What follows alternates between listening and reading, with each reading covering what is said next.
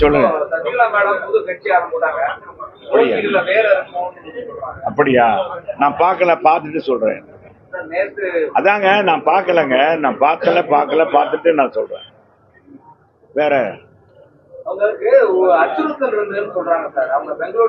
ஏங்க அதாங்க அது இதை பத்தி அது படிக்கவே அது பார்க்கவும் இல்லை, வீடியோ பார்க்கல, இதுவும் பண்ணல. நான் கிராமத்துல இருக்கேன். எங்க வீட்டுக்கிட்ட போடுற பாலம் இன்னும் முடியல, 3 வருஷமா ஆச்சுங்க. அவனை போட்டு வண்டியை நிப்பாட்ட முடியாது, எங்க வீட்டுக்கு வர முடியல. ஒரு கிராமத்துல இருக்கேன் நான். அங்க செல்லே தனியா எடுக்காது. எங்க தலைவர் பேசுவாரு, MS பாண்டி பேசுவாரு, ஹலோ ஹலோ ஹலோன்னு வாங்க, கிடைக்காது. அந்த இடத்துல இருக்கேன், கிராமத்துல, மலை அடிவாரத்துல இருக்கேன். என்ன கிராமத்துல அது அந்த மலைய அடிவாரத்துல இருக்கிறதுனால தெரியல, கேட்கல. உண்மையத்தான் சொல்றேன். காலையிலயும் பேப்பர் பார்க்கல. காலையில இப்ப ஒரு நிகழ்ச்சிக்கு போயிட்டு பறவையில நிகழ்ச்சி முடிச்சுட்டு அப்படியே வர்றேன். படிச்சிருந்தா கூட நான் சொல்லியிருப்பேன்.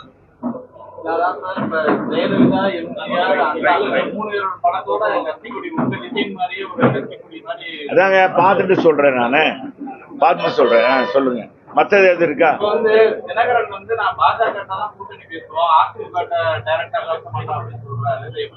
நீங்க அவர்கிட்ட தானே கேட்கணும், யார்கிட்ட கேட்டு என்ன செய்ய?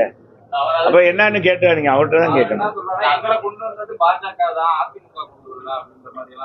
தெரியல, அது தெரியல. எங்க பொதுச் செயலாளர்கிட்ட கேளுங்க, அது விஷயமா கேட்கறதுனா.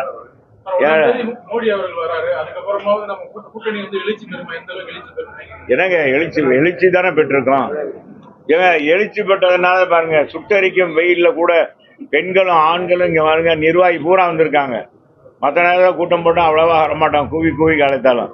இப்ப தகவல் கைபேசியில சொன்ன உடனே இவ்வளவு பேர் வந்திருக்காங்களே, எழுச்சினாலயா? எழுச்சி இல்லாம வந்திருக்காங்க.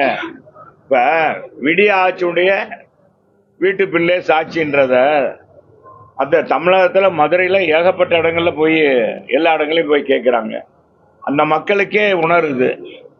இப்ப நாங்கெல்லாம் போய் இந்த அண்ணன் கொடுத்த 10 தேர்தல் அறிக்கையும் நேற்று வரைக்கும் அந்த 10 தேர்தல் அறிக்கையும் சொல்லும் போது எப்படிப்பா வரவேற்றாங்க சொல்லுங்க. ஏங்க முத்துகிருஷ்ணன் எப்படி வரவேற்றாங்க சொல்லுங்க.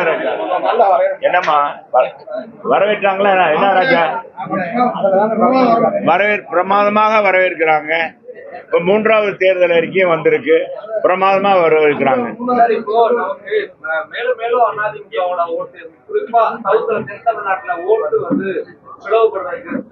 பிளவே படலைங்க. ஐயா நீங்க தெரியாம இன்னும் நீங்க இதே மாத்த மாட்டேங்க.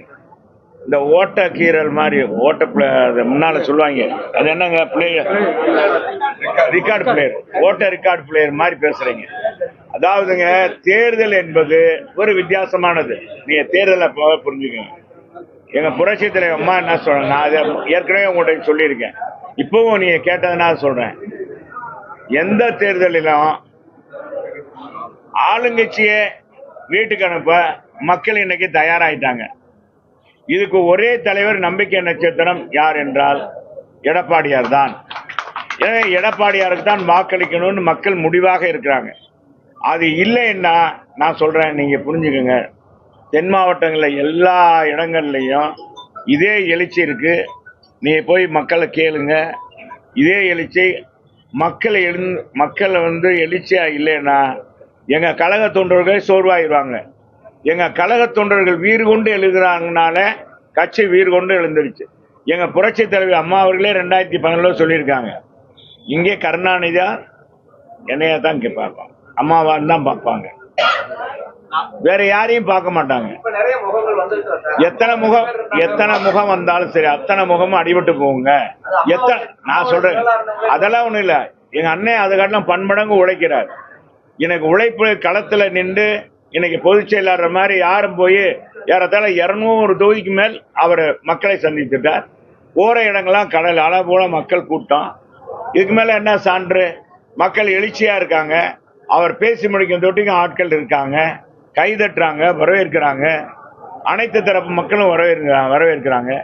இன்னும் சொல்றா, எங்கிட்டே நாங்க போகும்போது இங்க இருக்கிற வியாபாரிகள், மதுரை இருக்கிற வியாபாரிகள்லாம், ஐயா எப்பயா இந்த ஆட்சி போகும்? எங்க